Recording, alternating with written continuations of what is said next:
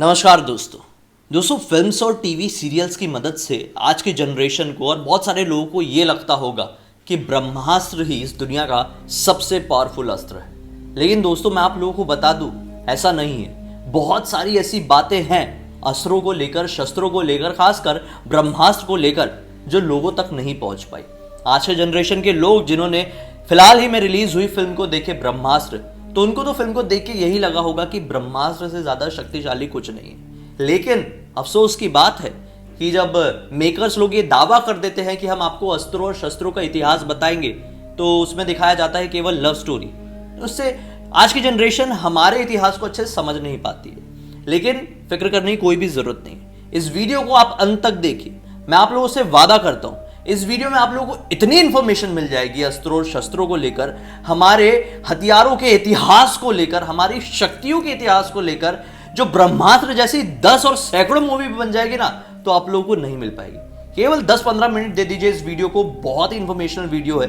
तो आइए शुरू करते हैं बिना देरी किए। सबसे पहले समझते हैं अस्त्र और शस्त्र का क्या कंसेप्ट होता है। सबसे पहले हम शस्त्र के कंसेप्ट को समझते हैं। शस्त्र यानी कि एक ऐसे हथियार जो कि अपने फिजिकल फॉर्म में रहता है, अपने भौतिक रूप में रहता है। फिजिकल फॉर्म क्या? जिसे आप अपने हाथों से छू सकते हैं, जिसे आप अपने हाथों से पकड़कर किसी के भी ऊपर आक्रमण कर सकते हैं, दुश्मन को हरा सकते हैं। ऐसे हथियारों को, ऐसी शक्तियों को देखा जाए तो शस्त्र कहा जाता है, जो अपने फिजिकल फॉर्म में होती है। जैसे कि गदा हो गया, धनुष बाण हो गया, भाला हो गया, त्रिशूल हो गया। ऐसी चीजें जिन्हें आप अपने हाथ में पकड़ सकते हैं और दुश्मन से लड़ सकते हैं, वो कहलाते हैं शस्त्र। क्लियर हुआ? अब समझते हैं अस्त्र क्या होता है। अस्त्र दरअसल कुछ नहीं बल्कि एक शक्ति होती है जो कि अपने भौतिक रूप में नहीं होती, जिसे आप अपने हाथों से छू नहीं सकते। वो आपकी विद्या होती है, जिसे आप घोर तपस्या करके, घोर पूजा आराधना करके भगवान से, ईश्वर से प्राप्त करते हैं, वरदान के तौर पर, या फिर सेल्फ प्रैक्टिस की मदद से, मंत्रों के उच्चारण की मदद से ही किसी भी अस्त्र की मदद से किसी शत्रु को हराया जा सकता था। जी हां, जैसे आज के जमाने में आप देखेंगे, आज की टेक्नोलॉजी को देखेंगे, तो जितने भी बड़े बड़े जो औजार होते हैं, बड़े बड़े जो बम्स होते हैं, न्यूक्लियर बम वगैरह, वो कैसे चलते हैं? टेक्नोलॉजी से चलते हैं ना। उनमें कुछ फॉर्मूला होगा ना, तभी तो वो बनाएगा, और फिर कुछ बटन दबाते हैं, फिर कुछ भी करते हैं तो वो आक्रमण करते हैं। मतलब वो एक तकनीक है, वो एक टेक्नोलॉजी है। ऐसा तो है नहीं कि समझ लो कोई भी आज के टाइम पे कोई मिसाइल बनी और उसको पकड़े और लेके दौड़ रहे और फिर किसी के ऊपर मार। ऐसा तो होता नहीं है ना। वहां पे एक तकनीक यूज होती है, एक टेक्नोलॉजी यूज होती है। तो पुराने जमाने में भी ऐसे ही होता था भाई। वो टेक्नोलॉजी को हम एक तरीके से मंत्र कहते थे। वो हमसे बहुत ही ज्यादा उन्नत, विकसित लोग हुआ करते थे उस जमाने के लोग।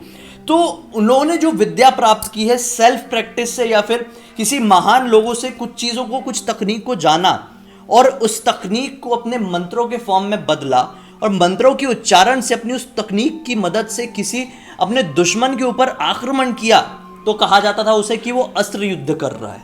अस्त्र। अब आप लोग सोच रहे होंगे कि अस्त्र, हाँ ये ब्रह्मास्त्र वाला ही, ब्रह्मास्त्र सबसे ज्यादा ताकतवर है। लेकिन नहीं।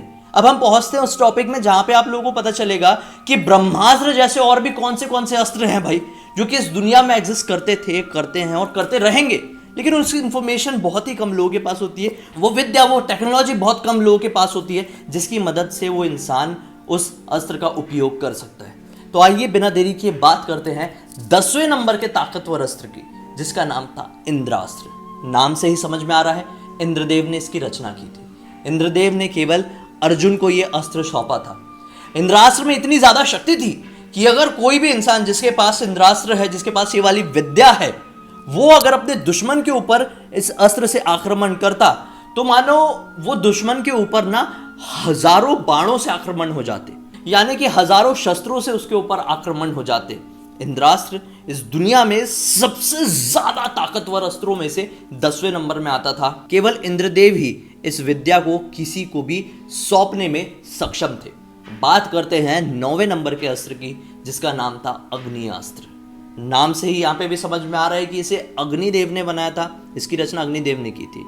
इस अस्त्र को अगर कोई भी इंसान अपने दुश्मन के ऊपर चलाता, तो उसके दुश्मन के ऊपर आग की बारिश होने लगती। जी हां, ये दुनिया में मौजूद सबसे ज्यादा पावरफुल अस्त्रों में से एक है। सोचो, अगर दुश्मन के ऊपर आप आग की बारिश कर रहे हैं, तो क्या गुंजाइश बचेगी कि दुश्मन बच पाए? जब तक दुश्मन के पास कोई ऐसा अस्त्र ना हो जिसकी मदद से आग को कंट्रोल किया जा सके, दुश्मन का बचना नेक्स्ट टू इम्पॉसिबल था। और आग को कंट्रोल करना बहुत बहुत ही ज्यादा मुश्किल है। तो आप समझ सकते हैं कितना ज्यादा पावरफुल रहा होगा। माना जाता है कि ये ऋषि द्रोणाचार्य के पास, ये अश्वत्थामा के पास, भीष्म पितामह के पास, कर्ण के पास, अर्जुन के पास मौजूद था। आइए अब बात करते हैं वसावी शक्ति की, जो कि 8वें नंबर में आती है। दोस्तों, आप सभी लोगों को कर्ण के अपने कवच और कुंडल इंद्रदेव को सौंपने की कहानी पता ही होगी कि कैसे इंद्रदेव ब्राह्मण के रूप में कर्ण के पास आए थे और कर्ण ने सब कुछ जानने के बाद भी अपने कवच और कुंडल निकाल के इंद्रदेव रूपी उस ब्राह्मण को सौंप दिए थे। लेकिन दोस्तों, इसके बाद की कहानी आप लोग नहीं जानते, मैं बताता हूं। जब इंद्रदेव ने कर्ण के कवच और कुंडल ले लिए और वो उन कवच और कुंडल को लेकर स्वर्ग की तरफ प्रस्थान करने लगे, तभी उनको ये समझ में आया कि हमने कर्ण के साथ गलत किया है। वो वापस लौटे, कर्ण को आशीर्वाद देते हुए कहे कि तुम्हें सब कुछ पता था कर्ण, उसके बावजूद भी तुमने एक सवाल तक नहीं उठाया। हंसते हंसते अपने कवच और कुंडल निकालकर मुझे सौंप दिए। मैं तुमसे बहुत प्रसन्न हुआ। आज मैं तुम्हें एक ऐसी शक्ति देता हूं, एक ऐसा अस्त्र देता हूं जिसका उपयोग तुम केवल एक बार कर पाओगे, लेकिन ये इतनी ज्यादा ताकतवर शक्ति होगी कि अगर इसका आक्रमण तुमने नाम लेकर किसी के भी ऊपर कर दिए, चाहे वो जो कोई भी हो, उसे बचाना असंभव हो जाएगा। उसकी मृत्यु उसी क्षण में निश्चित हो जाएगी जिस समय तुमने इस अस्त्र से उसके ऊपर आक्रमण कर दिया। इसका नाम वसावी शक्ति था। दरअसल जब समय बीता तो कर्ण जो थे इस शक्ति का उपयोग अर्जुन के ऊपर करने वाले थे, लेकिन नहीं, श्री कृष्ण की माया की वजह से वहां पर घटोत्कच आ गए, जो भीम के पुत्र थे, भीम जी के पुत्र थे। घटोत्कच आए और ना चाहते हुए भी कर्ण को दुर्योधन के कहने पर अपनी उस शक्ति का उपयोग घटोत्कच के ऊपर करना पड़ा। अगर कर्ण ऐसा नहीं करते तो घटोत्कच मानो कि आधी कौरव सेना, क्या पूरी कौरव सेना खत्म कर दिए होते। तो इस तरह से भगवान श्री कृष्ण ने अपनी लीला रची थी और कर्ण का ये जो अस्त्र था उसका उपयोग करा लिया था। तो आइए अब इसी तरह से बात करते हैं 7वें नंबर के अस्त्र की, जिसका नाम है रुद्रास्त्र। रुद्रास्त्र एक ऐसा अस्त्र जिसे भगवान शिव ने बनाया था। जी हाँ, नाम से ही समझ में आ रहा है यहाँ पे भी कि एक रुद्रास्त्र में एक रुद्र की शक्ति होती। मानो कि अगर किसी ने भी अपने दुश्मन के ऊपर रुद्रास्त्र से प्रहार कर दिया तो मानो उसका उतना ही संहार होता दुश्मन का जितना कि एक रुद्र संहार कर सकता था। रुद्र कौन? भगवान शिव का एक रूप। जिस प्रकार से भगवान शिव के एक रौद्र रूप ने माता सती के खुद को जला देने के बाद इतना बड़ा कोहराम मचा दिया था प्रजापति दक्ष के महल में, कितनी बड़ी तबाही मचा दी थी, उतनी ही बड़ी तबाही रुद्रास्त्र करने की भी क्षमता रखता, क्योंकि एक रुद्राक्ष के अंदर एक रुद्र की शक्ति होती। आप सोच सकते हैं कि दुश्मन के ऊपर अगर इससे प्रहार कर दिया जाए तो दुश्मन को क्या कुछ फेस करना पड़ता।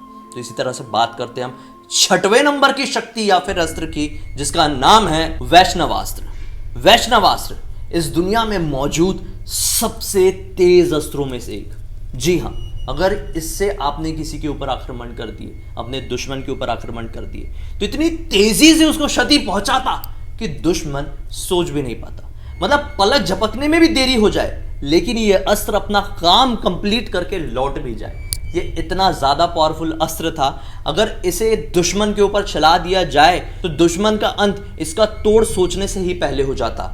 इसलिए वैष्णवास्त्र को 6वें नंबर में रखा जाता है। वैष्णवास्त्र अपने समय में अर्जुन, अश्वत्थामा, कर्ण और भीष्म पितामह के पास मौजूद था। इसी तरह से बात करते हैं हम 5वें नंबर के अस्त्र की, जिसका नाम भाई ऑब्वियसली आप लोगों को पता है, ब्रह्मास्त्र। आप लोग सोच रहे होंगे ब्रह्मास्त्र वो भी 5वें नंबर में? जी हाँ, मैंने एक शॉर्ट वीडियो भी काफी पहले बताया था जिसमें मैंने आप लोगों को बताया था कि ब्रह्मास्त्र तो टॉप 3 अस्त्रों में भी नहीं आता है। तो ब्रह्मास्त्र का नाम आता है इस लिस्ट में 5वें नंबर में। ब्रह्मास्त्र, जैसे कि आपको नाम से समझ में आ रहा होगा यहाँ पे भी कि इसका निर्माण भगवान ब्रह्मा ने किए थे। ब्रह्मास्त्र के अंदर ये कहा जा सकता है कि आज के टाइम की जो न्यूक्लियर एनर्जी है उतनी शक्ति होती है। ब्रह्मास्त्र अगर चला दिया जाए तो पूरी पृथ्वी का अंत हो जाए, पूरी पृथ्वी खत्म, नष्ट, सब कुछ खत्म। इस पृथ्वी के अंदर जितने भी प्राणी हैं, जितने भी जीव है, ब्रह्मास्त्र का आक्रमण हो जाए तो सब पल भर में खत्म। ब्रह्मास्त्र अर्जुन के पास, श्री राम के पास, कर्ण के पास, अश्वत्थामा के पास मौजूद था।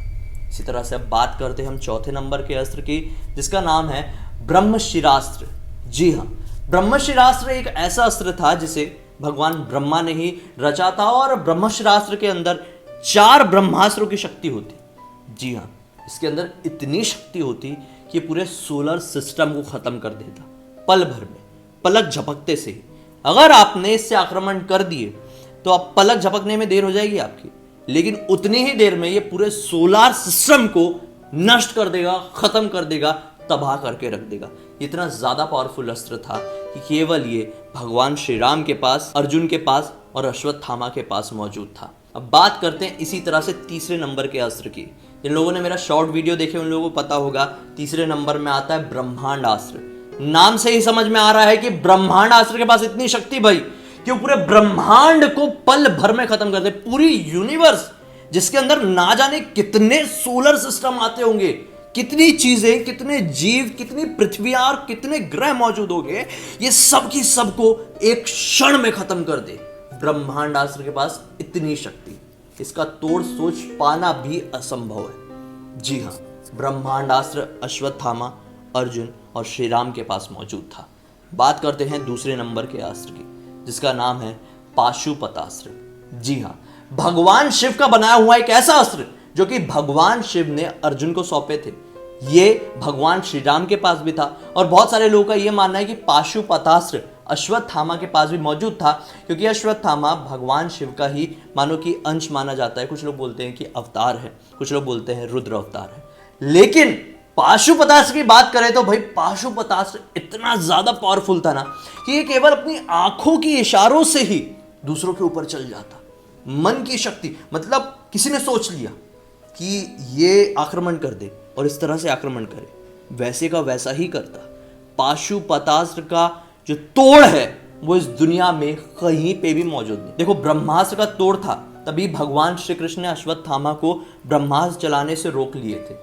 लेकिन पाशुपतास्त्र का कोई भी तोड़ नहीं था, क्योंकि ये मन की शक्ति से ही दूसरों को क्षति पहुंचा देता और पूरी तरह से नष्ट, तबाह कर देता। ये इतना ज्यादा पावरफुल था। और फर्स्ट नंबर में आता है नारायणास्त्र। ये एक ऐसा अस्त्र जो कि भगवान विष्णु ने ही बनाया था। ये केवल द्वापर युग में अर्जुन के पास और त्रेता युग में श्री राम के पास था। नारायणास्त्र इतना ज्यादा पावरफुल अस्त्र कि दुश्मन के ऊपर एक बार चला दिया जाए तो दुश्मन के ऊपर असंख्य, सही सुन रहे आप लोग, दुश्मन के ऊपर असंख्य शस्त्रों से हमला हो जाए। ना जाने कितने गदा, कितने त्रिशूल, कितने बाण, कितने भाले, असंख्य शस्त्रों से उसके ऊपर आक्रमण हो जाए और ना जाने उसका क्या होगा। नारायणास्त्र, पाशुपतास्त्र ऐसे अस्त्र हैं इस दुनिया में मौजूद जिनका तोड़ निकालना असंभव है। कभी कोई भी नहीं निकाल पाया और ना ही इनको कोई कंट्रोल कर पाया और ना ही इनको कोई रोक पाया। नारायणास्त्र को रोकने की केवल एक ही ट्रिक थी, एक ही तरीका था कि नारायणास्त्र के सामने नतमस्तक हो जाए और दिल से माफी मांग ले और अपने आप को भगवान श्री हरि के चरणों में सौंप दे।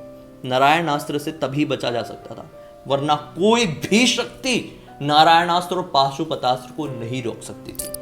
तो उम्मीद है दोस्तों आज के इस वीडियो की मदद से आप सभी लोगों को एक ऐसी जानकारी मिली होगी जो शायद आपको कहीं और नहीं मिलती। जी हाँ, किसी फिल्म से भी नहीं, किसी सीरियल से भी नहीं, क्योंकि हम लोगों ने जितनी भी अपनी लाइफ में टीवी देखे हैं, सीरियल्स देखे हैं या फिर कहीं पर भी पढ़े हैं, तो हम इतना नहीं पढ़ पाते और अगर पढ़ भी पाते हैं तो बहुत समय चले जाता है।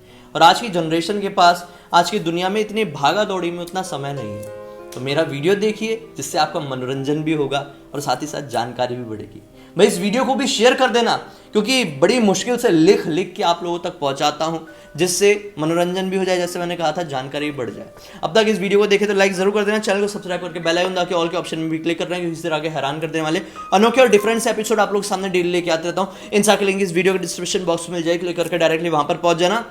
और इसी तरह की कोई भी टॉपिक या कहानी भी आप लोगों के पास हो तो लिंक भेजना, हो सकता है मेरा अगला वीडियो आप लोग के हिसाब से ही बन रहा हो। चलिए कल फिर से मिलता हूं, तब तक के लिए बहुत बहुत धन्यवाद। आप लोगों का दिन शुभ हो। जय श्री कृष्ण, हर हर महादेव।